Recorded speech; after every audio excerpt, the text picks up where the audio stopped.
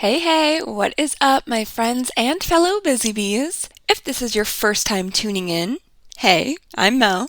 I'm a full-time furniture painter and refinisher and content creator online, teaching you how to bring new life to your old and unloved furniture pieces to ultimately help keep as many pieces of furniture out of the landfill as possible.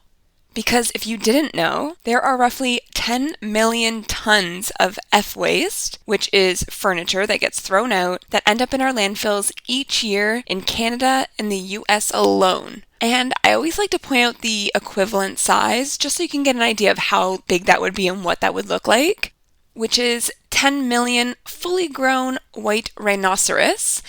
I never know how to do the plural of that. Rhinoceroses? And those are about 2,000 pounds each, so 10 million of those every year.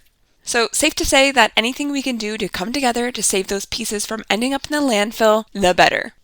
And one way we can do that is by refinishing or redesigning existing furniture in our homes that maybe isn't exactly in style or on trend anymore, or maybe you've just gotten a bit bored of it and are looking to shake things up, or maybe it has some visible wear and tear and you want something that looks newer and not so well loved. If that's the case, stay tuned because in today's episode, I want to walk you through some approaches to modernize your tired-looking wood furniture that you may have sitting in your home that you had been thinking of getting rid of in order to buy a new piece for your space. I think this approach, refinishing and modernizing or switching up existing pieces, is the ideal first step someone should explore when looking for a, quote, new piece for their home. It's cheaper, easier, usually requires the same or even less time than having to measure out the space, do a bunch of research to find a piece you want instead, maybe drive around to a bunch of stores looking for something that will work, and then having to buy it, load it into the car, drive it back home, unload it from the car, bring it inside, and then also potentially assemble it, depending what you get and if you've ever had to assemble a piece of furniture. Particularly from a four-letter furniture manufacturer that I will not name, you know that can, ruin marriages and stuff, so it's not always the funnest thing in the world. So not only is that a financial investment, and with the rising prices of virtually every product I've seen lately, chances are you paid a pretty penny for that new dresser or table or whatever it is. But there's also the time investment of all of those tasks, which shouldn't be overlooked. Time is money. You have a busy life, you work hard, so in your free time, wouldn't you rather use the available time you do get in your day to relax, take care of yourself, spend some time with your family or friends, or explore your hobbies and passions? Exactly. So think about trying out or exploring some of these options the next time you decide you want to get new furniture for your home. Key here is that unless you're looking to switch out the function of the piece or the type of thing that is there, like if you have a buffet in one spot but you want to switch it out for an armchair, well, then maybe you can't necessarily modernize the buffet into an armchair, fair enough. But you might have an armchair in another space in your home that you could use there, and perhaps the buffet would work well instead where the armchair used to sit. So that's tip number 1, to look around your home and play around with the layout, because that might give you the dopamine boost you were looking for when you initially decided you wanted to change up your space. That's definitely the cheapest, easiest, and quickest option to shake things up in your home. However, that buffet may actually be doing a great job for the purpose that you had initially bought it for. Showcasing some decor elements on top and being a storage space to use in your dining room, to hold additional plates and cutlery for when you host dinner parties, and housing other small appliances so that they're hidden but easily accessible. If that's the case and it's still fulfilling its function, but you're just feeling like the look of it is a bit bleh, or doesn't match the vibe of your home now, not to worry. We have some fixes for that. The plus side is that the piece is already in that space and it fits well, presumably, in the space too. So we want to capitalize on those things and just work at changing around the look of it. If the piece is solid wood and you like the look of it, but it's just starting to look a bit worn, or maybe there's some artificial scratches from light wear and tear, one of my favorite things to do is just to give it a drink and see if that's all it needed. By giving it a drink, I mean providing some moisture to make the finish look good as new. For the outside, I'll often use Howard's Restore-A-Finish. This is a liquid product that I like to apply with a shop rag or very fine steel wool, and it has a finish penetrating formula that restores wood finishes while also blending out minor scratches, blemishes, and abrasions. It comes in 9 different colors, so it makes it really easy to find a color or a shade that will closely resemble the finish on the wood furniture piece you have. And it takes seconds to just wipe the product into the furniture piece and see it completely come back to life. It's kind of crazy the difference that you get sometimes. It truly can make a piece look good as new. For the inside of the piece, because I always like to look at my furniture pieces as a whole when I refinish them, so not just looking at the outside, if the drawers are made of wood as well, then I will use a furniture salve on them. Again, this just gives the wood a nice drink of moisture and makes the wood look revived and rich again. I'll link all the products that I mentioned in the show notes that I typically use for this, which are Howard's Feed-In Wax and Dixie Belle's Big Mama's Butter. These are oil-based ointments, essentially, for the wood and will also usually get rid of any minor scratches or blemishes in the wood drawers. The bonus is that they also have a light scent. I typically choose the orange scented ones because it's like light and citrusy and fruity, but not super overpowering. And that helps to make the piece smell fresh and bring some new life to it and get rid of or mask any muskiness that may have developed in it over time. If the drawers are in really rough shape and have a lot of deeper scratches for some reason or are just really dirty, I've come across some that were presumably in a child's room and they had taken liberties with their markers on the drawer bottoms over the years. You can first try to revive them a bit by sanding them down with an orbital sander, or if you're looking for a workout, you can do it the old school way. I'd recommend using about 120 grit sandpaper, maybe 150, because you want to rough it up and remove the finish a bit, but not rough it up so much that we need to go back in with multiple higher grit sandpapers after in order to smooth it out.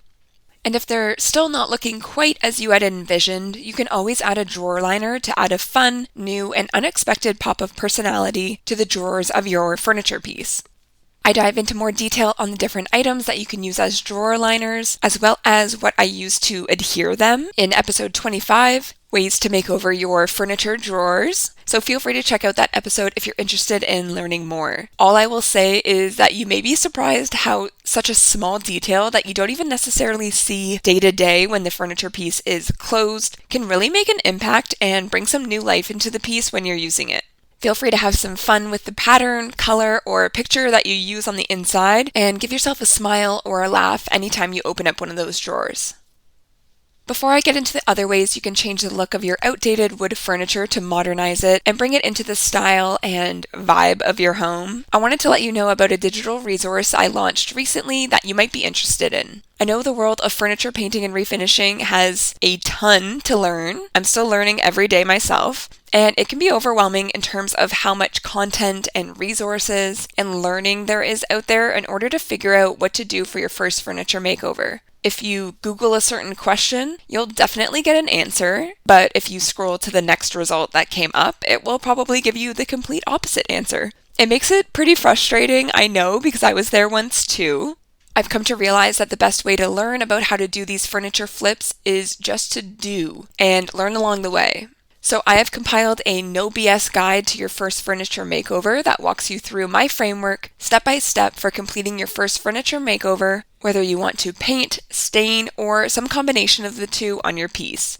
It also comes with my first furniture makeover supplies checklist, which will make sure you're set up for success when it comes time for you to sit down and finally tackle that piece of furniture. I know many of you have a piece of furniture in your house already in mind, or maybe a piece you saw for cheap at the thrift store, or even sitting out on the side of the road in perfectly good condition that is now sitting in your garage, but you've been nervous to take the leap to actually tackle it in case you screw it up. With this no fluff, no nonsense, no BS guide, I will take your hand, pump your tires up, and get you rolling through from start to finish on that beautiful furniture makeover I know you have in you.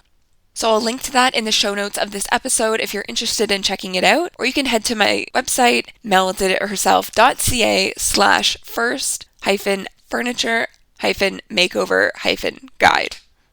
Or dash. I still don't know what I'm calling that thing, but you can click through in the show notes. Another quick, easy, and relatively inexpensive change you can make to your piece of furniture is to change out the hardware on it. This is something that can transform your piece entirely, especially if you choose some statement knobs or pulls. It makes the piece feel completely new, which is why it is always one of my most favorite parts of any furniture makeover.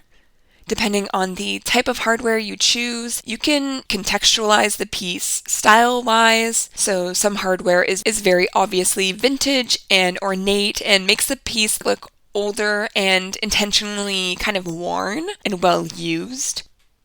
And you can contextualize it within the style of your home. So things like cup pulls are typically used in farmhouse style pieces. If you opt for shiny gold handles, it will often give a chic modern feel. The possibilities in terms of style, shape, color, and texture are truly endless. You'd be surprised what you can find out there if you do some good research. I've used hardware that was made of marble, caning, macrame, and even knitted knobs, among other things. So sourcing some new hardware that vibes well with your new color scheme or style of your home if you've changed it recently, or even just changing out the shape of the hardware can give it a whole new feel. I've also found that depending on the color of metal or other material the new hardware is, it can often change what undertones come through in the wood on the piece as well. So it can give the illusion that you maybe stained it or lightened the wood a bit or something when really it's just an optical illusion, which is kind of fun. Okay, so those are the quick, easy changes that you can make that will make a sizable impact on the look and feel of your wooden furniture piece. However, if you're looking for something more drastic in terms of change, there are some options.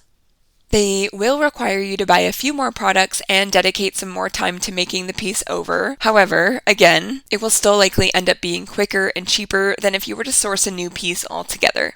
And not to mention, there is no better feeling than looking at a piece of furniture in your home, absolutely loving how it looks, and having the satisfaction of knowing that you were the one who made it look like that and brought it back to life. So your first option is to fully sand it down and stain it a new color.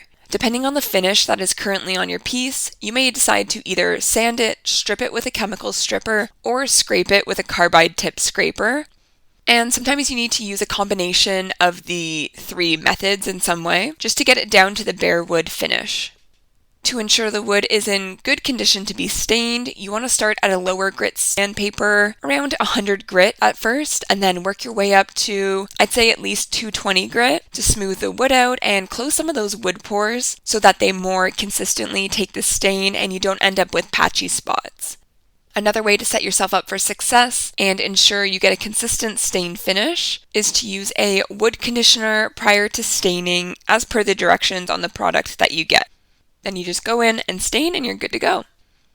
Your second option is to paint the piece entirely. Now, some people have very strong opinions about painting solid wood furniture, and as I've come to find out, they really enjoy being vocal online about this burning passion for justice that they have in relation to home furnishings. I can appreciate where it's coming from because they like the look behind these wood pieces and they appreciate the craftsmanship that went into making the piece. Also, these pieces are often older, so they, get personally offended when paint ends up on them. But rest assured, if this is you or if you are just nervous about the prospect of putting paint on your piece, only to realize that you don't like how it looks and wish you had never done that and you want your wood piece back, you can absolutely have that. There are many ways to remove paint from wood furniture, like stripping, sanding, or scraping the piece, and it could be good as new in no time. That will obviously require a bit more time and elbow grease, though, so keep that in mind. One way to get an idea of what the piece will look like when painted, especially if you're a visual person, is to create a kind of mood board on something like PowerPoint, Canva, or even just your Instagram stories. I like to import a picture of the piece as it is, and then import a photo of the paint swatch that I find online for the color of paint I have in mind. And then I just use the color picker or color dropper tool to snag that paint color and then draw over the parts of the before photo that you plan to paint, and just see how you like the feel of it. Sometimes just sitting on your design for a bit really helps to make a decision too. So if you're feeling indecisive during this stage, Don't worry, I constantly am. My middle name is Indecision, in fact.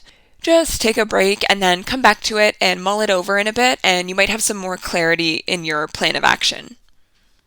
For paint options, I recently did a podcast episode 31, called Mineral Paint 101, where I discuss my preferred brand of paint when doing a furniture makeover, which is Fusion Mineral Paint, and I talk about why I like it, what types of projects I choose it for, and some of my favorite colors in their line. And I also have a link for 10% off all their products in that episode if you're interested in checking it out. Again, that's number 31.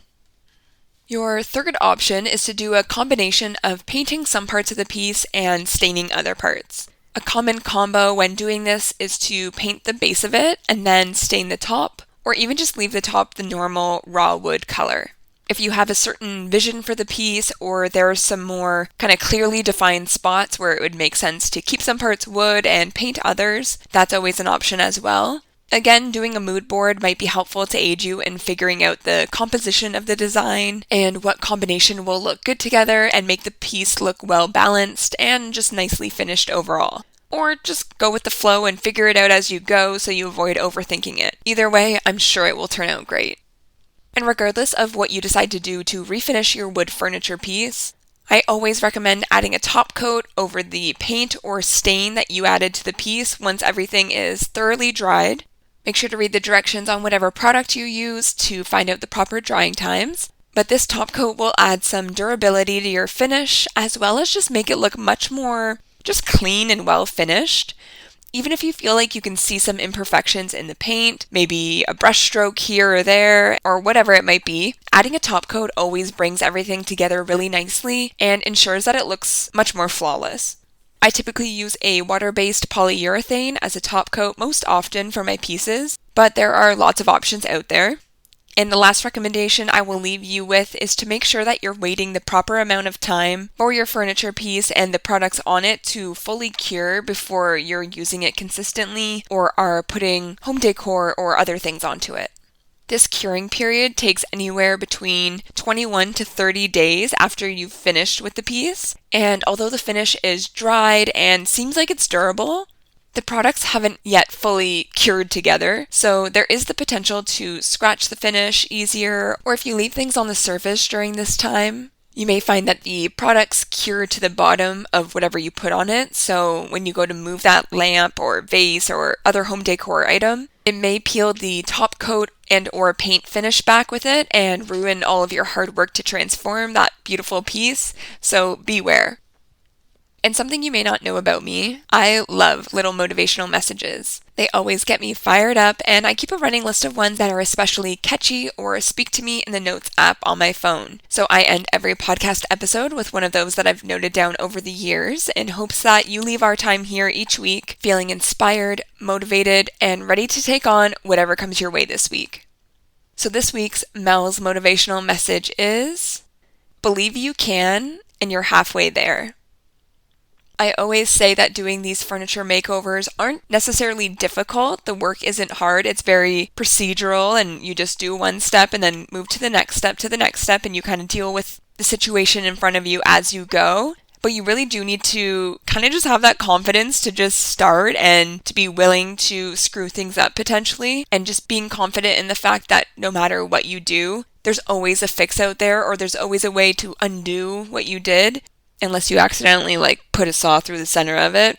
Might be a little structurally unsound after that, but short of that, you can pretty well fix anything that might happen. So you just need to believe that you have the ability to do so. Just give yourself, even if it's false confidence, just give yourself the confidence to dive into it and give it a go, because the awkwardness or the unfamiliarity with the process the first time you do it is so much smaller compared to the pride and accomplishment that you feel after having done it. Even if there's some imperfections in the finished product, don't expect that it will be flawless and perfect the first time around. If it is, all the better, but it's all about learning and adapting and figuring things out and doing things better the next time. But I can guarantee you, if you've never done a furniture makeover before, when you look back at that before photo and you look at the piece that's in front of you once you've completed it, that's going to be a feeling of satisfaction that's kind of just hits different. especially if it's a piece that's going to be in your home and you get to enjoy it and look at it day in and day out. So you really just need to get that confidence, get that belief in yourself, and that gets you halfway to the finish line. After that, it's just step by step. And again, if you need a guide to help you get through there, you can click through in the show notes of this episode. But there's so many resources out there in the world that we can do most things if we really set our minds to it. In today's day and age, there's very few things that there's not like a how-to video out there, and maybe there's some safety things that means that we shouldn't be doing all the things that we might have the potential to be able to do, or we could find the answers on how to do it on the internet, sure. But believe me when I say that less than 3 years ago, I had never picked up even like a drill. I'd hammered in a couple nails into a wall maybe, but I was not a DIYer. I was not a painter. I had never refinished a piece of furniture, but I just dived in. And to be honest, I don't even know if I had the belief in myself from the get-go, but I was just kind of bored and had a task that I wanted to complete. So I just did the next best thing at every stage along the way, and it turned out great. So believe you can, and you're halfway there. And bring that confidence and that self-motivation into your personal life too, because so often we have that imposter syndrome, or we have those negative thoughts that come through that keep us from trying things out or doing things or feeling the confidence to show up in the world the way that we should, or the way that we have the potential to, kind of at our peak confidence and just enjoyment of the world around us. So just have that belief in yourself and remind yourself that if you can just force that a little bit, fake it a little bit, give yourself that belief in yourself, you're going to work that muscle and it's going to become easier and more second nature the more often that you do it. And that really gets you halfway to the finish line for whatever it is that you're trying to do, because you're showing up as your authentic self, as your best self. You are committed and you're excited because you have that self-assuredness in whatever it is that you're taking on in your life. And that will take you so much further, because there's so many people that show up and they are not so confident and they're timid and they doubt themselves and they show up in maybe a negative way, or they have that negative self-talk to themselves, and that's just holding them back. So if you can show up having that belief in yourself, you're halfway there. You're starting that much further ahead towards the finish line than those people are, and that kind of energy will just take you forward and get you where you're aiming to be. All right, that's it for now. I appreciate your time, and I'll catch you guys next week.